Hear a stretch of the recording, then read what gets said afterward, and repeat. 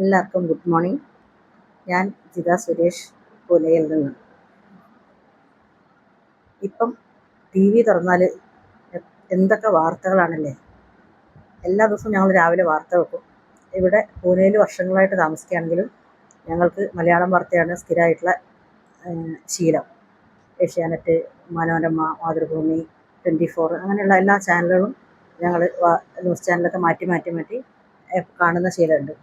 നാട്ടിലുള്ള വാർത്തകളാണ് ഞങ്ങൾ അധികവും കാണുന്നത്. ചില സമയത്ത് ഞങ്ങൾ തന്നെ ആലോചിക്കും, നമ്മൾ ജീവിക്കുന്നത് മഹാരാഷ്ട്രയിലാകുമ്പോൾ നമ്മൾ മഹാരാഷ്ട്രയിലത്തെ വാർത്തകളും ഇവിടുത്തെ ന്യൂസ് ചാനലല്ലേ കാണേണ്ടത്, ഇവിടുത്തെ കാര്യങ്ങളല്ലേ അറിയേണ്ടത് എന്ന് നമ്മൾ ചിന്തിക്കാറുണ്ട്. പക്ഷേ എന്തോ നമ്മളെ ഭാഷയോടുള്ള സ്നേഹം കൊണ്ടോ എന്തുകൊണ്ടാണെന്നറിയില്ല, ഞങ്ങൾ എപ്പോഴും കേരളത്തിലെ വാർത്തകളാണ് വെക്കുകയും കാണുകയും ചെയ്യുന്നത്. അവിടെ നടക്കുന്ന സംഭവങ്ങളെല്ലാം നമുക്ക് കൃത്യമായിട്ടറിയാം, ഓരോ ദിവസവും സംഭവിക്കുന്ന കാര്യങ്ങൾ. എന്നാൽ മഹാരാഷ്ട്രയിലോ പൂനെയിലോ നടക്കുന്ന സംഭവങ്ങൾ ചിലപ്പോൾ ഞങ്ങൾ അറിഞ്ഞില്ല എന്ന് വരും. അതുപോലെ അതൊരു ശീലമാണ്, രാവിലെ എണീറ്റ ഉടനെ ടി വി ഓൺ ചെയ്യുക എന്നുള്ളത്. ഇപ്പോൾ കുറേ ദിവസമായിട്ട് ടി വിയിൽ കണ്ടുകൊണ്ടിരിക്കുന്ന വാർത്തകൾ നമ്മളെ മനസ്സ് മടുപ്പിക്കുന്ന വാർത്തകളാണ്. പലതരം മരണങ്ങൾ, എന്തൊക്കെ തരം മരണങ്ങളാണെന്ന് വെച്ചാൽ പാമ്പ് കടിച്ചിട്ട് കുറേ കുട്ടികൾ മരിച്ച സംഭവമാണ് ആദ്യമായിട്ട് പറയാനുള്ളത്. പാമ്പ് കടിയേറ്റിട്ട് 8 വയസ്സുള്ള കുട്ടിയും വേറൊരു കുട്ടിയും പിന്നെ വേറെ സ്ത്രീ, അങ്ങനെ 4-5 ആൾക്കാർ പാമ്പ് കടിയേറ്റ് മരിച്ച ഒരു സംഭവമാണ് നമുക്ക് എന്നും ഇപ്പം വാർത്തയിൽ കണ്ടുകൊണ്ടിരിക്കുന്നത്. എല്ലാ വീടുകളിൽ നിന്നും 4-5 പാമ്പുകളെ കണ്ടെടുത്തു എന്നുള്ളതും ഇന്നത്തെ ദിവസത്തെ രാവിലത്തെ വാർത്തയിൽ കണ്ടു. വലിയൊരു മൂർഖൻ പാമ്പ്, വലുതെന്ന് വെച്ചാൽ വലിയത്. അതിനെ പാമ്പ് കൊടുത്തക്കാരൻ വന്ന് പിടിക്കുന്ന ഒരു സീൻ കാണിച്ചു. വീടിനുള്ളിൽ വെച്ചെന്ന് പറഞ്ഞു. കുട്ടികൾ ഭാഗ്യം കൊണ്ട് രക്ഷപ്പെട്ടു എന്നും പറഞ്ഞു.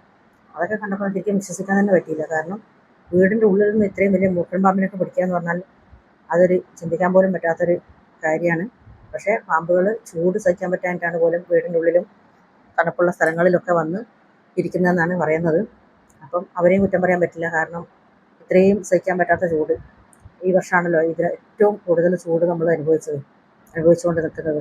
അപ്പം പാമ്പുകൾക്കും അത് സഹിക്കാൻ പറ്റാത്ത ചൂടായതുകൊണ്ട് അവർ മാളങ്ങളിൽ നിന്നൊക്കെ ഇറങ്ങി തണുപ്പ് കിട്ടുന്ന സ്ഥലങ്ങളിൽ, വീടിൻ്റെ ഉള്ളിൽ എവിടെയെങ്കിലും നനവുള്ള സ്ഥലമോ തണുപ്പുള്ള സ്ഥലത്ത് വന്ന് ടൈൽസൊക്കെ തണുപ്പുണ്ടാവുമല്ലോ, അപ്പോൾ അതിനൊക്കെ വന്ന് ചുരുണ്ട് കിടക്കുകയായിരിക്കും. അപ്പോൾ അവരെ ആരെങ്കിലും ഉപദ്രവിക്കുമോ എന്നുള്ള പേടി കൊണ്ടായിരിക്കുമല്ലോ അവർ നമ്മളെ കൊത്തുന്നത്. അപ്പോൾ അങ്ങനെ ഒരു കണ്ടീഷൻ, ആ ഒരു വാർത്ത.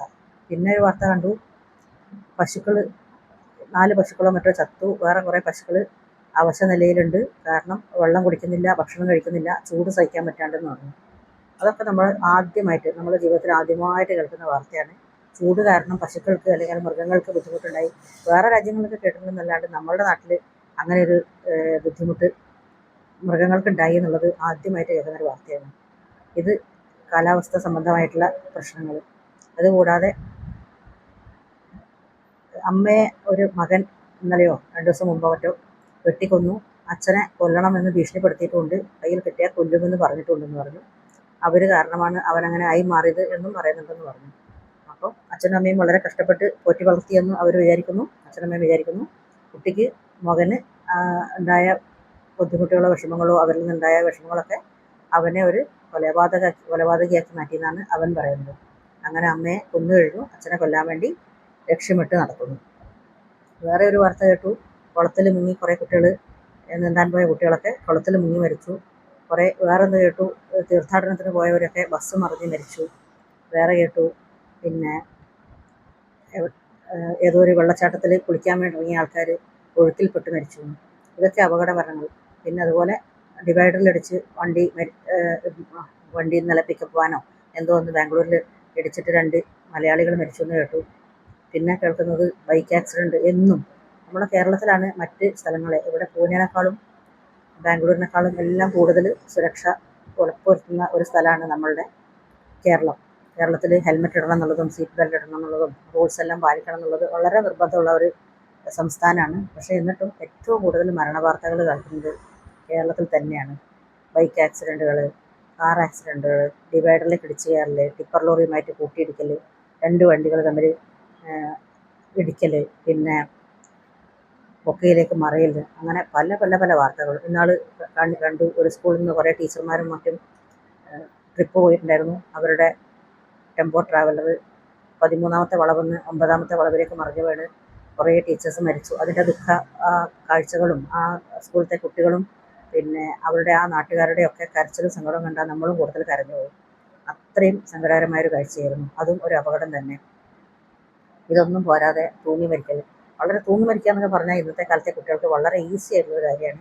എന്തെങ്കിലും ഒരു കാര്യം മൊബൈൽ എടുക്കണ്ടെന്ന് പറഞ്ഞെന്നോ, അല്ലെങ്കിൽ സ്കൂളിൽ വേറെ പ്രശ്നം ഉണ്ടായിരുന്നോ, അച്ഛനും അമ്മയും വഴക്ക് പറഞ്ഞെന്നോ, അങ്ങനെ എന്തെങ്കിലും ഒരു ചെറിയ പ്രശ്നം ഉണ്ടായിക്കഴിഞ്ഞാൽ ഉടനെ കുട്ടികൾ ഫാനിൽ തൂങ്ങി മരിക്കുകയാണ്.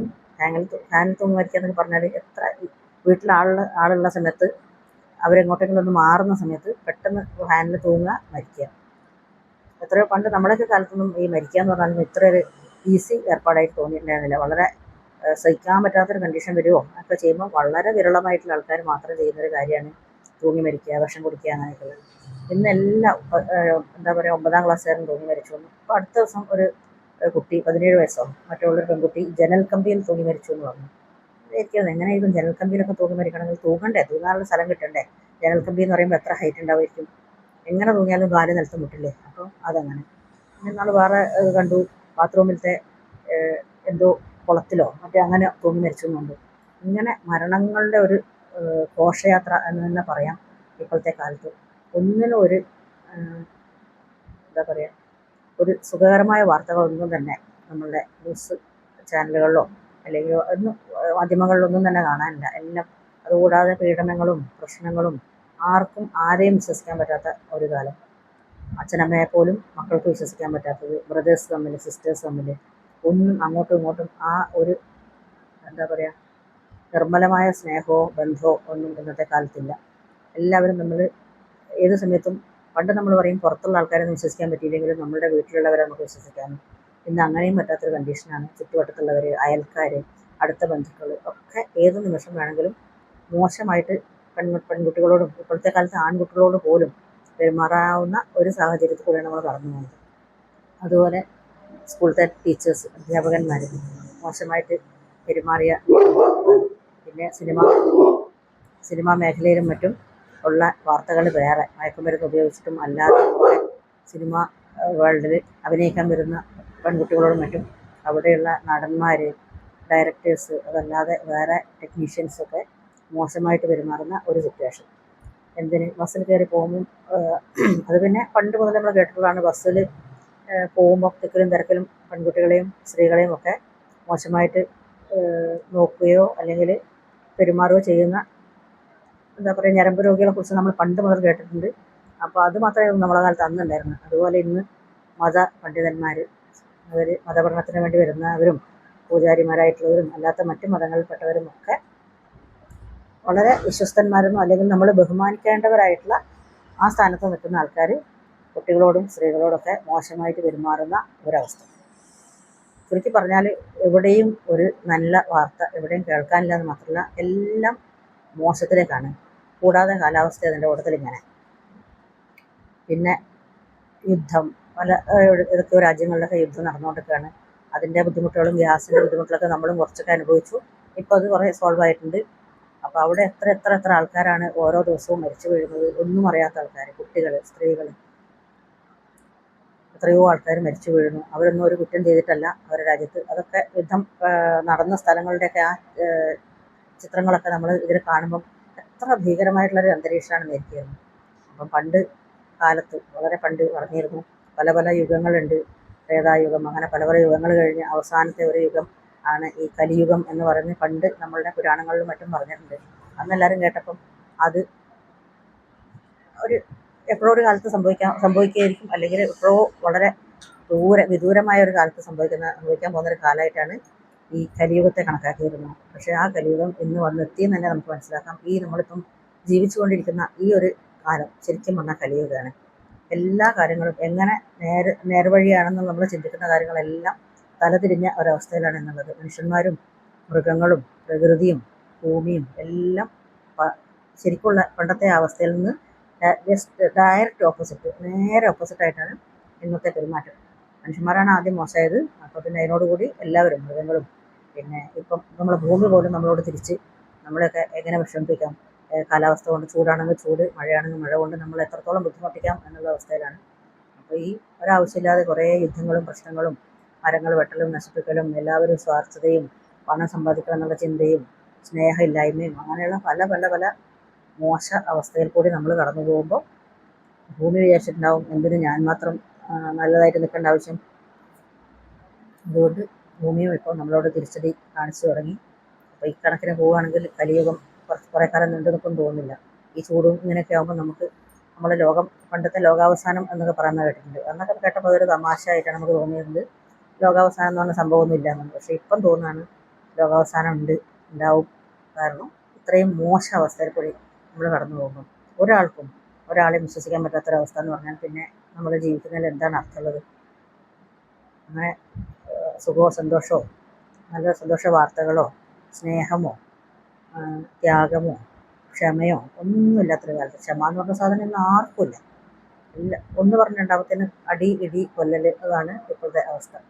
അപ്പം ഈ ഒരവസ്ഥയിൽ കടന്നു പോകുന്ന നമ്മളുടെ ഒരു ഏറ്റവും മോശമായ ഒരവസ്ഥയിൽ കൂടിയാണ് ഇപ്പം കടന്നു പോയിക്കൊണ്ടിരിക്കുന്നത്.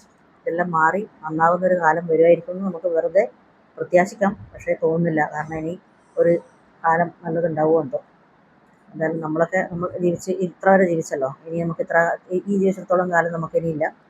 നമ്മളുടെ ഈ കാലം കഴിയുമ്പോൾ നമുക്കറിയില്ല ഇനി അതിന് ശേഷം എന്ത് സംഭവിക്കും, ഇനി ഉണ്ടോ ഇല്ല എന്നുള്ളതും. എന്തായാലും നല്ലതിന് വേണ്ടിയാണല്ലോ എപ്പോഴും നമ്മൾ ആഗ്രഹിക്കേണ്ടത്. അതുകൊണ്ട് ഒരു നല്ല കാലം വരട്ടെ എന്ന് ആഗ്രഹിക്കാം, പ്രാർത്ഥിക്കാം എന്ന് മാത്രമേ നമുക്ക് ചെയ്യാൻ പറ്റുള്ളൂ.